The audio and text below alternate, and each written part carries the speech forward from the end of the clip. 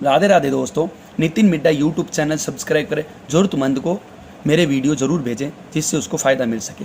आज मैं आपको एक स्टोरी सुनाना चाहूँगा, बहुत इंटरेस्टिंग, बहुत अच्छी स्टोरी है। प्लीज़ ये स्टोरी ज़रूर सुनें और अगर किसी को पसंद आए तो कमेंट करके ज़रूर बताएं। एक सेठ होता है गांव के अंदर, वो बहुत पैसे वाला, बहुत धनवान होता है, बहुत दयालु होता है। वो क्या है कि कोई भी गरीब आदमी, ज़रूरतमंद आदमी होता है, वो उससे पैसे मांगने जाता है तो वो उसको पैसे उधार दे देता है। बस वो एक ही सवाल करता है उससे, इस जन्म में पैसे दोगे या अगले जन्म में।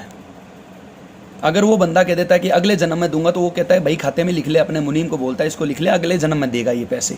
उसको भी पता है कि अगले जन्म में कहाँ से देगा ये, भाई इस जन्म में मैं मर जाऊंगा तो फिर कहाँ से देगा। तो वो फिर भी लिखता है सेठ। तो मुनीम पूछता है कि सेठ जी आप है ना ये क्यों लिखते हो कि अगले जन्म में, इस जन्म में आप किसी से पैसे नहीं लेते, ऐसे तो आपकी तिजोरी खत्म हो जाएगी। कि बस आप जो मैं आपको जितना समझाता हूँ उतना करो।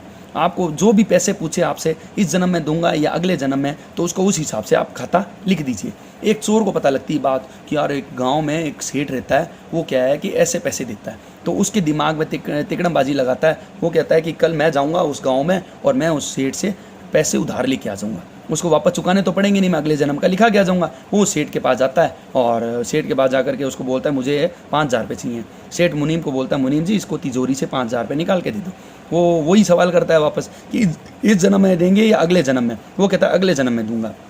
उसमें लिख लेता है। तो वो चोर सोचता है कितना बेवकूफ़ सेठ है, कितना पागल सेठ है जो ये बात बोल रहा है कि अगले जन्म में दूंगा। अगले जन्म किसने देखा। वो मुस्कुरा करके निकल जाता है और वो क्या करता है, उसकी बहुत सारी गायें पाली हुई होती है, वो उस गाय के बाड़े में जाके छिप जाता है। वो रात का इंतजार करता है कि रात हो और मैं इसकी तिजोरी तो मैंने देख ही ली है, इसकी तिजोरी में से सारा सोना, सारा पैसा मैं साफ़ करके चला जाऊंगा। वो यूं करके रात को छुप जाता है। पहले ज़माने में क्या होता था, पशु पक्षी जानवर और क्या है कि है ना बोला करते थे। तो वहाँ पे क्या है, दो गायें आपस में बात कर रही होती है, वो जिस बाड़े में छुपा होता है। तो गाय बोलती है कि वो एक गाय से पूछती है कि तू यहाँ पे कैसे है, यहाँ पे कैसे आई। तो वो बोलती है कि मैंने इनसे पैसे सेठ जी से उधार लिए थे अगले जन्म में, पिछले जन्म में मैंने इस सेठ जी से उधार लिए थे, इस जन्म में मैं दूध दे करके इनका कर्ज चुका रही हूँ और मैं दूध जब तक दूंगी यहाँ पे, जब तक दूंगी जब तक इनका कर्जा मैंने जो उधार लिया था वो चुक ना जाए। तो वो ऐसे सुन के चोर डर जाता है और चोर घबराने लग जाता है। तो चोर सोचता है कि यार इसका मतलब यहाँ पे जितने भी जीव जंतु इनके पास में सेठ जी में, वो पिछले जन्म में जो इन्होंने कर्जा नहीं चुकाया था वो यहाँ पे इस जन्म में पूरा कर रहे हैं। तो इसीलिए मैं दोस्तों आपको बोलना चाहूँगा, कई मेरे ऐसे जानकार हैं, दोस्त हैं, बंधु हैं जो जिनके साथ में चोट हो जाती है, वो लोग क्या है पैसा उधार दे देते हैं और वापस उनका रिटर्न नहीं आता है। तो आप बेफिक्र रहें और अपना खून ना जलाएं। और मैं उन सभी भाइयों से बोलना चाहूँगा, आप किसी का पैसा उधार लेते हैं या आप किसी से पैसा लेते हैं तो प्लीज़ उनको आप ज़रूर चुकाएं।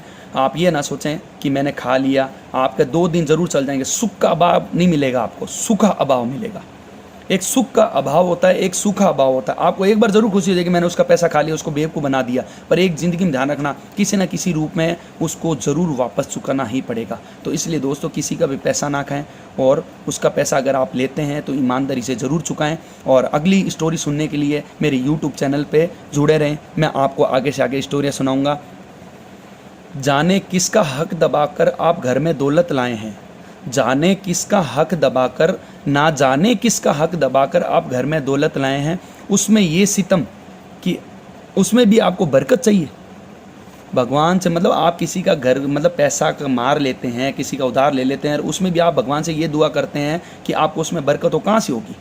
प्लीज़ किसी का पैसा ना खाएं, किसी को फ्रॉड ना करें। Thank you. जय श्री कृष्णा। राधे राधे।